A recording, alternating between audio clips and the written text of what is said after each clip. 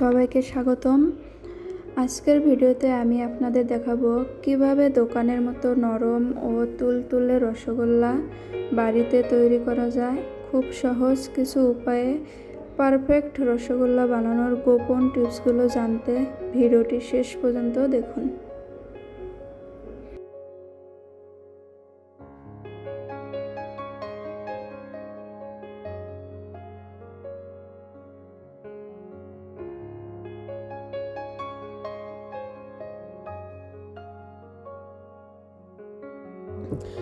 কড়াই বসিয়ে তাতে সামান্য জল দিয়ে দিলাম যাতে দুধ নিচে না লেগে যায়। এরপর আমি এখানে 1 কেজি খাঁটি গরুর দুধ ব্যবহার করছি।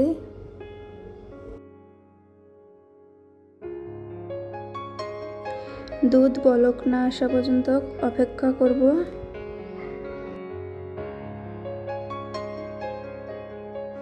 বাটিতে 2 চামচ ভিনেগারের সঙ্গে সামান্য জল মিশিয়ে মিশ্রণটি তৈরি করে একপাশে রেখে দিচ্ছি।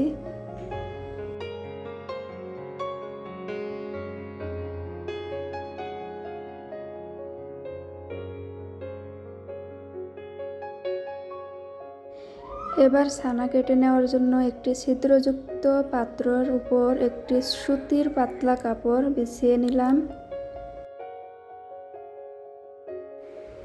দুধে বলক চলে এসেছে।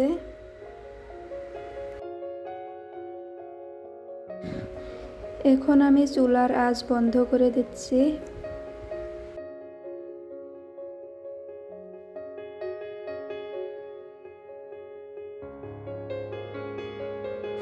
ভিনেগার ও জলের মিশ্রণটি অল্প অল্প করে দুধের মধ্যে মিশিয়ে দিব।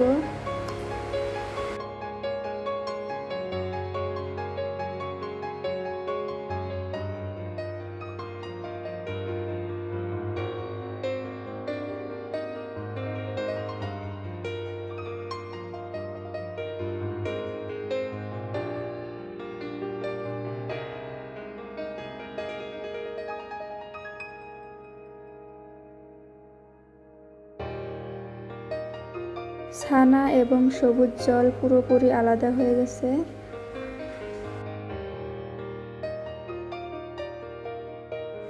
আগে থেকে তৈরি করে রাখা পাতলা সুতির কাপড়ের উপর পুরো মিশ্রণটি ঢেলে দিলাম।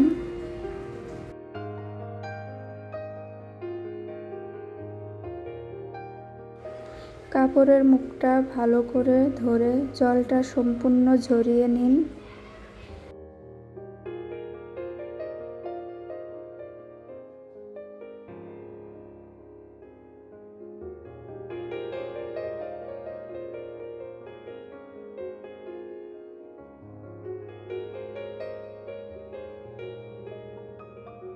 এবার ঠান্ডা পানি দিয়ে ভালো করে ধুয়ে নেব।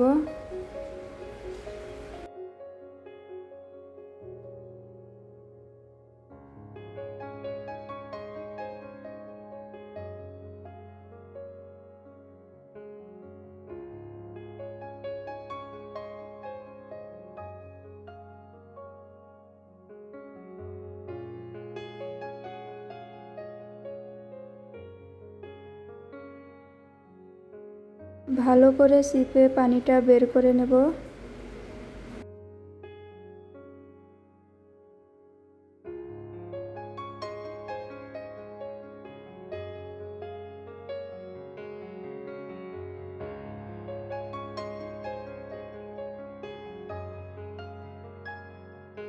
ছানা থালায় ঢেলে নিলাম।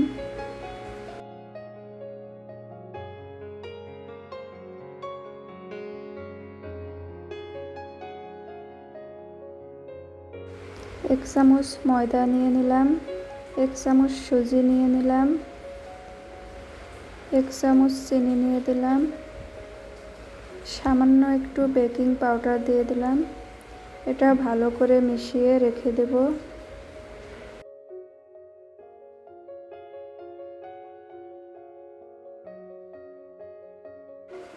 সসপ্যানে 1 কাপ চিনি এবং 3 কাপ জল দিয়ে দিলাম।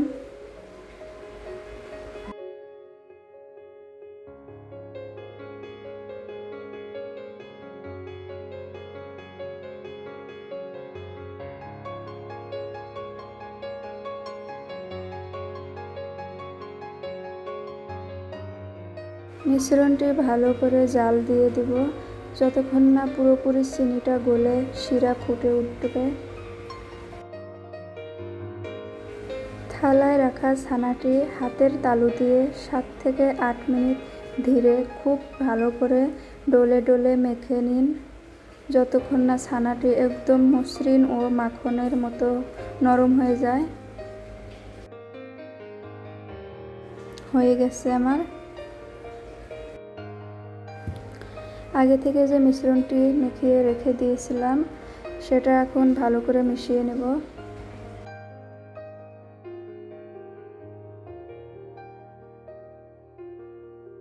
ছানা ভালো করে ডলে নেওয়ার পর সেটিকে হাত দিয়ে রোল করে লম্বা একটি রোলের মতো আকার তৈরি করে নেব।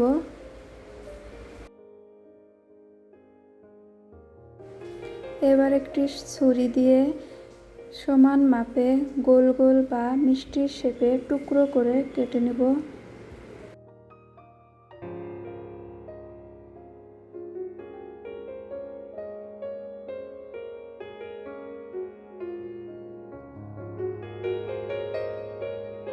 ছানার টুকরোগুলোকে হাতের তালুর সাহায্যে ভালো করে ডলে গোল গোল মিষ্টির আকার তৈরি করে নেব।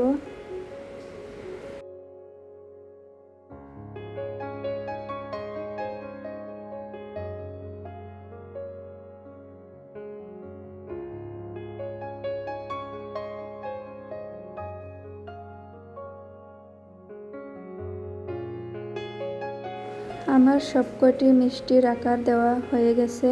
এখন এগুলোকে চিনির শিরায় দেওয়ার জন্য একদম তৈরি। চিনির শিরা তৈরি হয়ে গেছে। মিষ্টিগুলো আমি সাবধানে দিয়ে দেব।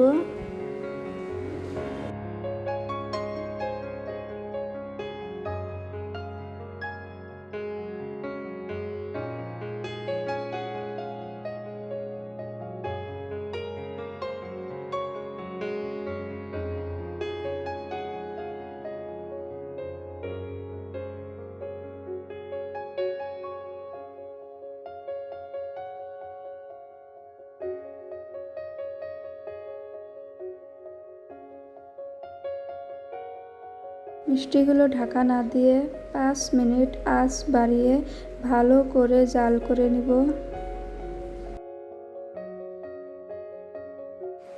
এবার 5 মিনিট পর ভালো করে ঢাকা দিয়ে 15 থেকে 20 মিনিট জাল করে নেব।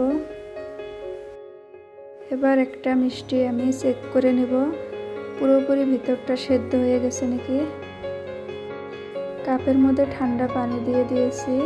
এবার মিষ্টিটা দিয়ে দিলাম। মিষ্টিটা ডুবে গেছে, তার মানে পুরোপুরি ভিতরটা সেদ্ধ হয়ে গেছে। এবার আমি সবগুলো মিষ্টি নামিয়ে নেব।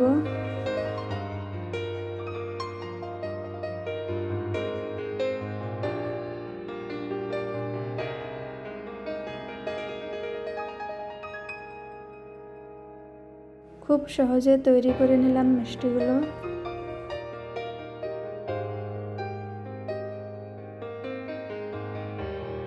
ভিডিওটি ভালো লাগলে লাইক সাবস্ক্রাইব করতে ভুলবেন না।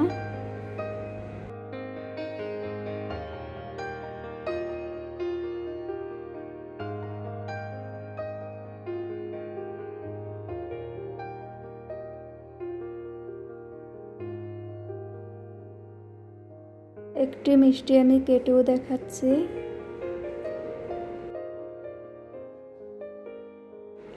দেখুন ভেতরটাও কত সুন্দর হয়েছে, একদম রসালো ভাব। মিষ্টিগুলো 6 থেকে 7 ঘন্টা ভিজিয়ে রাখবেন, তারপরে আরও ভালো লাগবে খেতে।